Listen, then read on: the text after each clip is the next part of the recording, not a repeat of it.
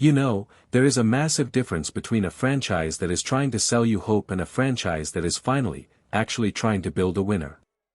For years, we have been sold fluff. We have been sold empty promises. But this week, the tone changed. If you have been waiting for the Carolina Panthers to stop pretending and start operating like a serious football team, I need you to listen closely, because the general manager just sent a message that should send shivers down the spine of every single player in that locker room. We aren't just talking about minor adjustments here, we are talking about a total philosophical reset that is going to define the next 5 years of Carolina football. Before we get into the brutal truth that was just dropped on us, do me a favor. If you want real, unfiltered Panthers coverage that doesn't sugarcoat a single thing, smash that like button, hit subscribe, and turn on that notification bell. We are building something special here, and I want you to be a part of it.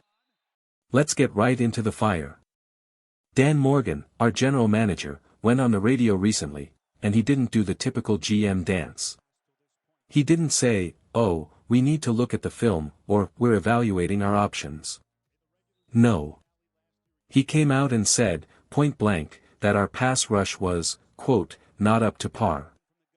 He called the lack of pressure unacceptable.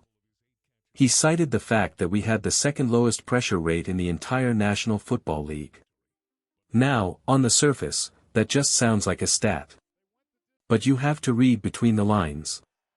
When a GM publicly calls a specific unit unacceptable, but then in the same breath says he supports his defensive coordinator, Ejiro Evero, 1000%, do you realize what he is doing? He is effectively clearing the coaches and indicting the players. This is Dan Morgan looking in the mirror and admitting that he didn't give his coaches the tools they needed to survive. He is telling Ejiro Evero, it wasn't your scheme that failed, it was the guys I gave you. That is a level of accountability we aren't used to seeing. It tells me that this offseason is going to be a bloodbath in the best way possible. They aren't going to try to fix this pass rush with duct tape and hope. They are about to perform major surgery. They know that in this league, if you cannot make a quarterback uncomfortable, you are dead. You can have the best secondary in the world, but if you give guys like Matthew Stafford or Patrick Mahomes 4 or 5 seconds to throw, they will dissect you. It doesn't matter if you play zone or man. Without pressure, the defense is just tackling practice. But while everyone is focused on the defense, there was a massive move on the offensive side of the ball that flew under the radar, and I honestly think this is the key to unlocking Bryce Young. We have a new passing game coordinator, and his name is Mike Bercovici. Now, I know some of you are asking, who, and that is fair. But let me tell you why you should be excited. This guy isn't just some random hire. He has been grinding in the background. He played at Arizona State, he coached under Herm Edwards, he worked on Cliff Kingsbury's staff in Arizona, and he was an offensive assistant here under Frank Reich. Think about that for a second. When the new regime came in and fired almost everyone, they kept Bercovici. Why? Because he is indispensable. He was the assistant quarterbacks coach this past season, and we all saw the growth in Bryce Young. We saw the flashes. Bercovici was the guy in the room helping facilitate that. And here is the kicker, the Washington Commanders tried to interview him for their quarterback's job. A team on the rise wanted our guy, and we managed to keep him by promoting him to passing game coordinator. That is a massive win. It means we have continuity for Bryce, but we also have a fresh voice designing the aerial attack. He is going to be working hand in hand with Dave Canales to finally build a vertical passing game that scares people. We aren't just running plays anymore, we are building a system tailored specifically to our quarterback strengths. Now, let's pivot to the decision that is going to define this offseason. With Dan Morgan admitting the pass rush is broken, we have to go out and get a closer. A true alpha. And this brings up a debate that is tearing the fanbase apart. Here is the question of the day, and I want you to really think about this before you answer in the comments. We have two potential paths to fix this problem. Would you rather trade assets to acquire Maxx Crosby from the Raiders, who is locked into a long-term deal, or would you rather spend purely cash to sign Trey Hendrickson in free agency? I need you to go down to the comments right now and type Crosby or Hendrickson and tell me why. Let's break down the economics of this because it is trickier than it looks. Maxx Crosby is expensive. We are talking over $100 million through 2029, averaging around $35 million a year. But here is the thing about Crosby, you know exactly what you are getting. You are buying certainty. You are buying a guy who plays every single snap, who has a motor that never stops, and who instantly changes the culture of your locker room. He is a known commodity. The contract is signed, sealed, and delivered. You don't have to worry about negotiations, you just have to worry about the trade compensation. On the other hand, you have Trey Hendrickson. In this scenario, he is hitting the market. He is a phenomenal pass rusher, but there are red flags. He is coming off a season where he dealt with injuries. And because he is a free agent, you are entering a bidding war. You might think you can get him for $30 million, but what happens when a team like the Bears or the Commanders comes in with insane cap space and drives the price up to $37 or $38 million? Suddenly, you are overpaying for an aging player with injury concerns. Personally, if you ask me, I am taking Maxx Crosby every day of the week and twice on Sunday. I know it hurts to give up draft picks, but the Panthers cannot afford to miss. We cannot afford to sign a free agent who comes here and collects a paycheck while sitting in the training tub. We need a warrior. Crosby is that warrior.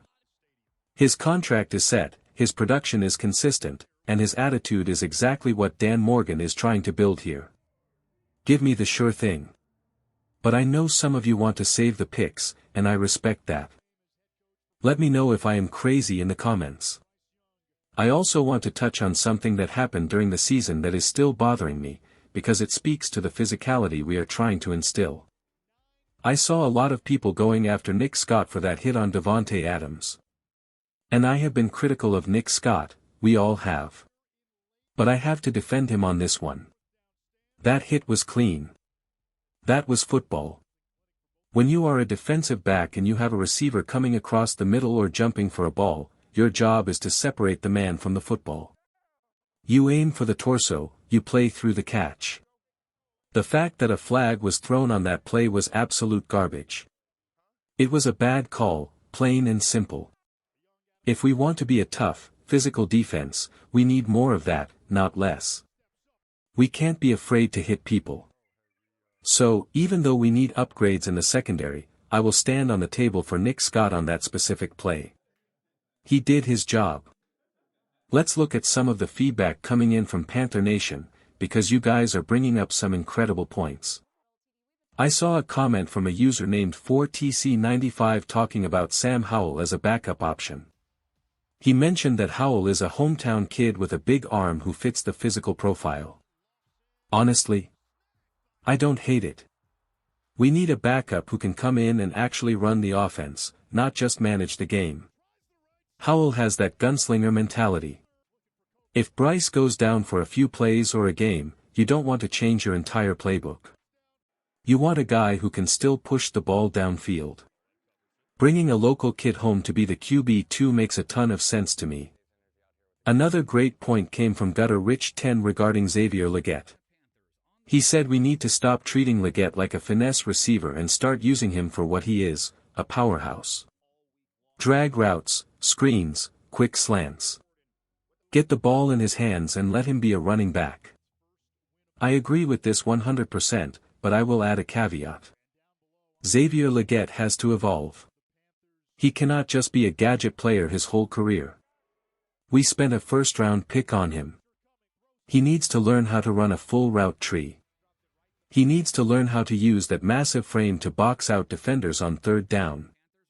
If Mike Bercovici and Dave Canales can teach him to be a bully at the catch point, he becomes a monster. But for right now, yeah, feed him the ball in space and let him run people over. We are at a crossroads, folks. This isn't just another offseason. This is the offseason where we find out if the Dan Morgan and Dave Canales era is legit. We have a GM who is finally admitting our faults. We have a young, hungry coaching staff getting promoted from within. And we are staring down the barrel of some massive roster decisions. I want to know where your head is at. Do you trust the vision? Are you ready for them to aggressively fix this pass rush, even if it costs us big money or draft picks? This team is finally being honest with us, and that is the first step toward winning. But honesty doesn't win games, talent does. Now they have to go get the talent. I appreciate every single one of you rocking with me today. Enjoy your weekend, stay safe, and keep those notifications on because news is breaking fast. Later days, and as always, keep pounding.